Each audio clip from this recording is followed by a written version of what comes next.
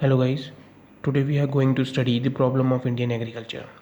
Before, in the previous video, we understand the importance of agriculture and the features of agriculture, Indian agriculture. Now the third topic is problem of Indian agriculture. As you know that Indian in India is an agriculture dominated country. It is still backward and stagnant due to the various problems. Today we are going to study such problems. We are categorize these problems into several like natural problem, technical problem, economic problem and other problems. तो जैसे कि हम आपको बता दें कि अभी तक हमने इंपॉर्टेंस ऑफ इंडियन एग्रीकल्चर पढ़ा, अभी हम फीचर्स भी पढ़ चुके हैं.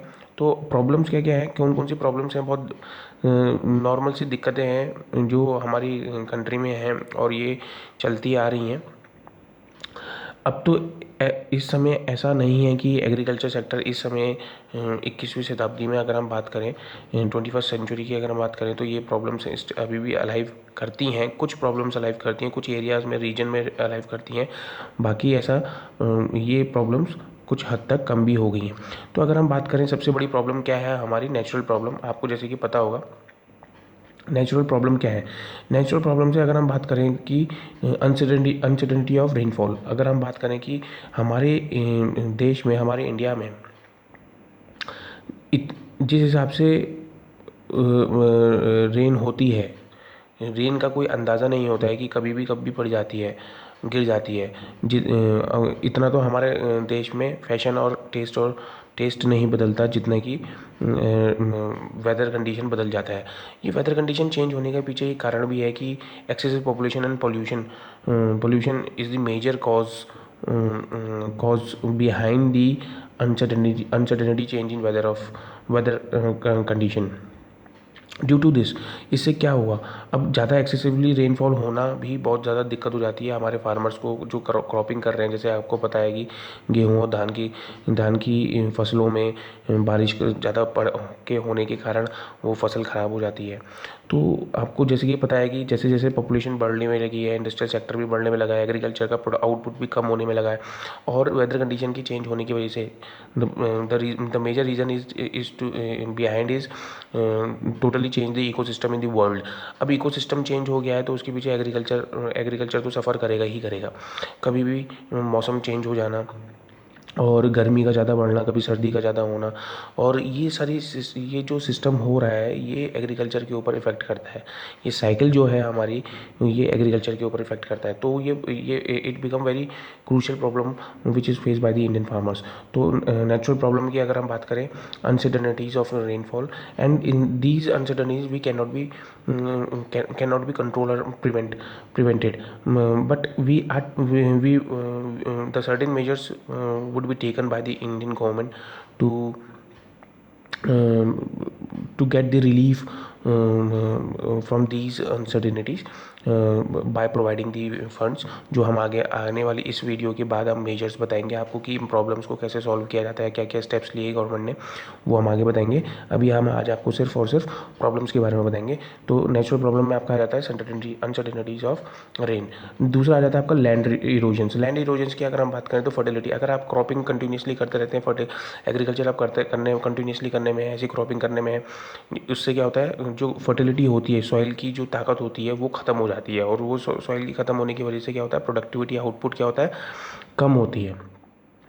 तो ये एक मेजर कारण है आपका लैंड इरोजन का. लैंड स्लाइड्स भी एक हो सकता है, नेचुरल क्लैमिटी जैसे अर्थक्वेक हो गया, लैंड स्लाइड्स हो गया, बहुत तरीके के हैं. अब ये जो प्रॉब्लम्स हैं वो नेचुरल प्रॉब्लम्स हैं. यही प्रॉब्लम क्या है, इंडियन फार्मर्स फेस करती हैं. तो ये this is the major problem to be to you can say that Indian agriculture remain stagnant or the backward. Now the second one is technical problems. Technical problems की अगर हम बात करें तो कुछ प्रॉब्लम्स ऐसी हैं जैसे कि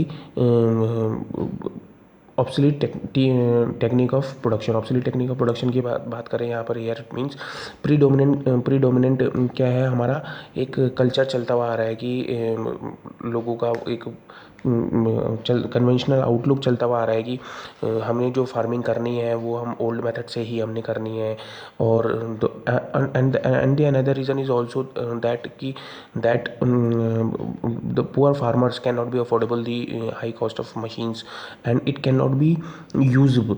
जैसे अगर हम बात करें कि हिली एरियाज़ में, तो हिली एरियाज़ में आप मशीन्स वगैरह का इतना इस्तेमाल नहीं कर सकते, मगर आज के 21वीं सदी में ऐसे आधुनिक मशीन्स का इन्वेंशन हो गया है जिससे क्या है, फार्मर्स अब खेतीबाड़ी आसानी से कर सकता है। मगर ये पहले अगर हम कुछ साल पहले की बात करें तो ये सारी चीज़ें नहीं अवेलेबल थी।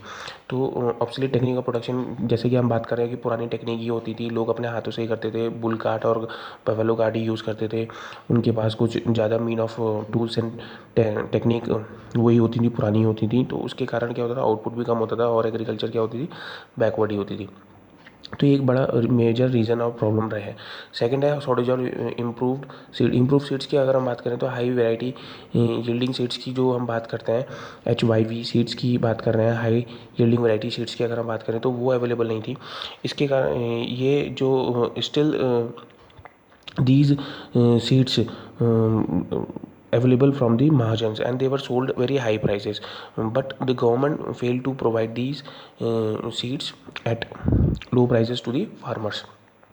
तो ये एक बड़ा रीजन था उस टाइम पे कि एग्रीकल्चर सेक्टर में शॉर्टेज ऑफ इम्प्रूव सीड्स की बारे में बात करें तो लैक ऑफ अवेयरनेस की अगर हम बात करें तो ये भी है, लैक ऑफ अवेयरनेस भी होती थी कि लोगों को पता ही नहीं होता था ये क्या है, क्या चीज़ है।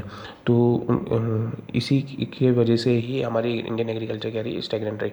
दूसरा है हमारा lack of permanent mean of irrigation. हमारे क्या permanent mean of irrigation means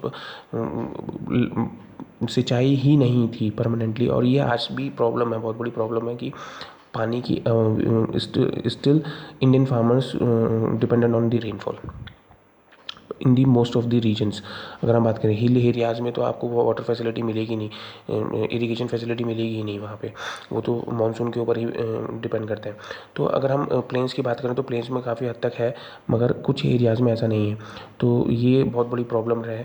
traditional cropping pattern, वही मैंने आपको बताया कि हम पुरानी मीन ऑफ मेथड के ऊपर ही विश्वास कर रहे हैं और उसको हम क्या कर रहे हैं, यूज़ कर रहे हैं। जो साइकिल है हमारी, ओल्ड क्रॉप साइकिल जो चल रही है हमारी, वही चलते हुए आ रही है, हम नहीं अडॉप्ट नहीं कर पा रहे हैं। तो ये जो है हमारी प्रोडक्टिविटी, एग्रीकल्चर प्रोडक्टिविटी को रिड्यूस करता है। तो ये प्रॉब्लम्स थी, टेक्निकल प्रॉब्लम्स। इसी तरह से हम अगर बात करें इकोनॉमिक प्रॉब्लम्स की, तो इकोनॉमिक ये आप जनरल भी लिख सकते हैं, मगर हम इसको क्लासीफाई करके बता रहे हैं।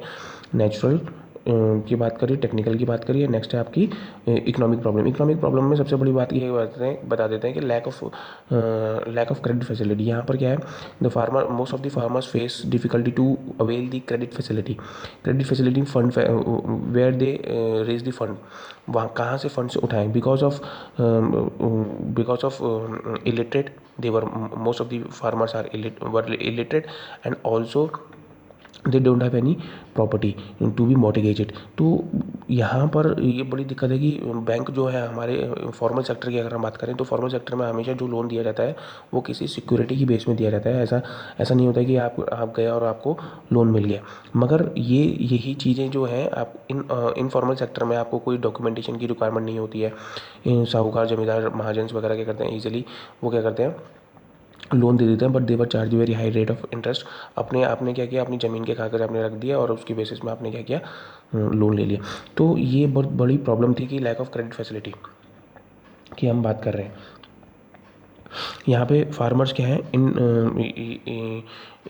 दूसरा प्रॉब्लम जो आ जाता है फार्मर्स में, प्रॉब्लम ये आ जाती है indebtedness of Indian farmer. Indebtedness of Indian farmer की अगर हम बात करें कि फार्मर ने अपनी पूरी ज़िंदगी डेप्ट में ही गुजार दी एक तरह से अगर हम बात करें तो, क्योंकि उनके पास ओल्ड मीन ऑफ टेक्नोलॉजी वो यूज़ करते थे, लैक ऑफ इरिगेशन फैसिलिटी थी और प्रोडक्टिविटी बहुत लो होती थी। तो इसी के कारण उनके पास क्या था, उनकी सरप्लस जो कमर्शलाइजेशन ऑफ एग्रीकल्चर की हम बात करें तो इतना सरप्लस नहीं होता था कि वो उसको बेच सकें, और उनके पास ना इतना मुनाफा होता था कि वो अपना खर्च को क्या कर सकें, पे ऑफ कर सकें। They can not be able to pay off all the debts, that's why they live in indebtedness the whole of the life. ये एक बहुत बड़ी प्रॉब्लम है, और पॉवर्टी भी के वजह से भी बहुत बड़ी प्रॉब्लम रही है हमारी इंडियन एग्रीकल्चर में। नेक्स्ट है आपका lack of organise marketing system. ये बहुत इंपॉर्टेंट टॉपिक है, lack of organise marketing system. जैसे कि आपको पता होगा कि फॉर्मल सेक्टर का होना, ऑर्गेनाइज सेक्टर का होना बहुत बड़ा वरदान होता है किसी भी सेक्टर के लिए। अगर हम बात करें तो एग्रीकल्चर सेक्टर में ये ना होना एक श्राप था उस समय, क्योंकि Indian farmers face very difficulty to how they can sold the crops in the market. कोई एक बाज़ार नहीं होता था। तो आजकल आपको पता है कि जैसे हम डे वाइज हमारी मार्केट लगती है, मंडे ट्यूसडे वेडनेसडे मार्केट लगती है, मगर ये सारी चीज़ें पहले नहीं होती थी, ये सोल्यूशन किया गया। तो यहाँ पर हम बात करें कि lack of organise marketing system की हम बात करें, आजकल तो ऑनलाइन भी हम क्या करते हैं, सेल करते हैं। उस समय ये सारी चीज़ें नहीं होती थी, तो फार्मर्स को कोई एक ऑर्गेनाइज मार्केट, एक प्लेस नहीं होता था कि जहाँ पर वो क्या करें, बेच सकें। तो ये बहुत बड़ी प्रॉब्लम थी जिसको हम देखते हैं। लैक वो एडवर्टीजमेंट भी नहीं कर सकते थे, या ना ट्रांसपोर्टेशन की फैसिलिटी होती थी उस समय, जो ये इकोनॉमिक प्रॉब्लम के अंदर आता है। तो नेक्स्ट है आपका increasing cost of production. Increasing cost of production में क्या रहता है आपका, कि अगर हम बात करें यहाँ पर अब जैसे जैसे फार्मर्स क्या कर रहे थे, सीड्स वगैरह, sometimes the cost of production has been increases. जैसे हम बात करें हिल एरिया में, तो वहाँ पर लेबर एफर्ट्स ज़्यादा लगते हैं, मेहनत ज़्यादा लगती है फार्मिंग करने में, ठीक है। तो कुछ एरियाज़ ऐसे होते हैं, और अगर हम बात करें कि जो पुअर फार्मर्स होते हैं, they can not be afford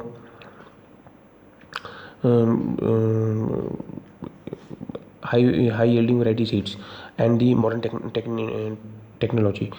सो उनकी कॉस्ट जो लगती है वो ज़्यादा लगती है as compare to the output increases in per hectare. तो यहाँ पर प्रॉब्लम ये है कि इंडियन एग्रीकल्चर में कॉस्ट ऑफ प्रोडक्शन ज़्यादा लगती है, क्योंकि फर्टिलिटी भी, सॉइल की फर्टिलिटी भी गिर जाती है। बहुत सारे कारण हैं जो हमने अभी ऊपर तक आपको बताए हैं। इन्हीं वजह से आउटपुट का ज़्यादा ना होना, तो कॉस्ट ऑब्वियसली बात है बढ़ जाएगी। नेक्स्ट है आपका अदर प्रॉब्लम। अदर प्रॉब्लम्स में अगर हम बात करें तो एक्सेसिव प्रेशर पॉपुलेशन।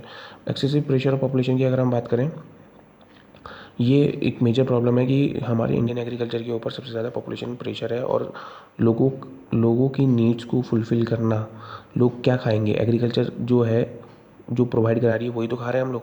अगर एग्रीकल्चर ही ख़त्म हो जाएगी तो क्या होगा, हमारी Indian economy, most of the agriculture items were exported to the other countries. We are not only fulfil the need of the other countries, we are also fulfilling the need of the our country also. हम अपनी country का भी तो पूरा कर रहे हैं और दूसरी कंट्री का भी पूरा कर रहे हैं डिमांड। तो आने वाले वक्त में अगर हम इंडस्ट्रियलाइजेशन और टर्शियरी सेक्टर के ऊपर फोकस करते हैं, एग्रीकल्चर को हम कम कर देते हैं, तो ये बहुत बड़ी दिक्कत होगी। तो यहाँ पर एक बहुत बड़ी प्रॉब्लम है कि पॉपुलेशन प्रेशर कैसे झेला जाए। दूसरा, lack of knowledge of agriculture research and development. अगर हम बात करें कि लोगों के पास उस समय नॉलेज नहीं होती थी कि सॉइल को क्या करें, वो चेक करें कि आपकी सॉइल की फर्टिलिटी कैसी है, और इस सॉइल में कौन सा क्रॉपिंग हो सकता है। एग्रीकल्चर सेंटर्स के बारे में नहीं पता होना, और नॉलेज के बारे में नहीं पता होना कि कौन सी फसल कौन से समय में कौन सी लगानी, rabi crops and the kharif crops आपके बारे में पता होगा। तो ये लैक ऑफ नॉलेज के वजह से भी एक बड़ी बहुत प्रॉब्लम है, जो हम एग्रीकल्चर को नहीं कर पाते हैं। तो एक ये प्रॉब्लम, ये सर्टेन प्रॉब्लम्स हैं जो हम बात कर रहे हैं, और ये कुछ कॉमन प्रॉब्लम्स भी हैं जिनको आप नॉर्मली पॉइंट्स में भी लिख सकते हैं। जैसे कि आप बात कर रहे हैं, अगर हम बात करें एग्रीकल्चर सेक्टर की अगर हम बात करें, तो प्रीडोमिनेंस ही था हमारा उस टाइम पे कि हम इसको हम कमर्शलाइजेशन की तरफ से नहीं देखते हैं। अभी भी हम प्रीडोमिनेंस मीन ऑफ फार्मिंग की तरह से ही देखते हैं। और ऑर्गेनाइज मार्केट ना होने के कारण हम फार्मर्स को फेयर प्राइजेस नहीं मिलते थे। सो ये भी बहुत बड़ी प्रॉब्लम है। So that's why all these problems in Indian agriculture prove that Indian agriculture sector remain stagnant and backward.